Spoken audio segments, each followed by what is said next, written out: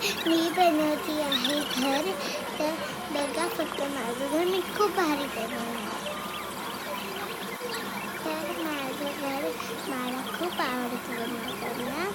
तर मी व्हिडिओ बनवायच्या पहिले पण एक घर बनवलं होतं, ते खूप चांगलं बनलं होतं. तर हे वालं घर पण मला आवडेल.